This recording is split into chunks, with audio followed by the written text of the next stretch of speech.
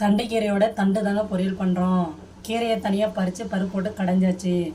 தண்டை மட்டும் பொடிசாக கட் பண்ணிவிட்டு நல்லா கழுவிட்டு கொஞ்சம் உப்பு போட்டு லைட்டாக ஒரு அவியல் விட்டுக்கோங்க. தண்டுக்கான மசாலா ரெடி பண்ணிடலாம்.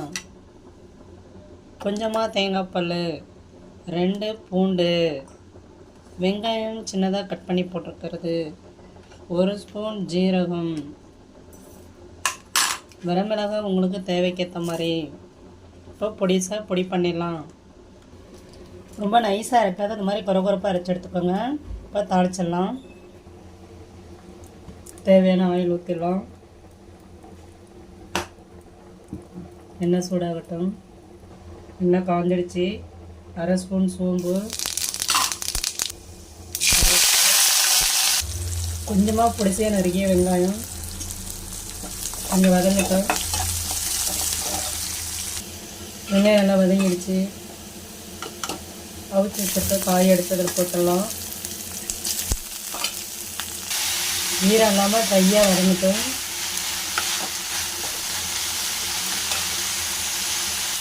தண்ணி இல்லாமல் ட்ரை ஆகிடுச்சு. இப்போ அரைச்சி வச்சுருக்க மசாலா போட்டுடலாம். மசாலா ஈரம் போகிற அளவுக்கு நல்லா கிளறி விட்டுருங்க. தேங்காய், பூண்டு, வெங்காயம் பச்சை வாசனை போகிற அளவுக்கு கொஞ்சம் ட்ரையாக சிம்மில் வச்சு வதக்கி விட்ருங்க. நல்லா ட்ரை ஆகிடுச்சு. இப்போ கொஞ்சமாக கொத்தமல்லி தழை கட் பண்ணி போட்டுக்கோங்க. ஒரு கிளறி விட்டுட்டு ஸ்டவ் ஆஃப் பண்ணிடலாங்க. ரொம்ப டேஸ்ட்டாக சூப்பராக இருக்குங்க. நீங்களும் செஞ்சு பாருங்கள். பிடிச்சிருந்தா லைக் பண்ணுங்கள், ஷேர் பண்ணுங்கள், கமெண்ட் பண்ணுங்கள்.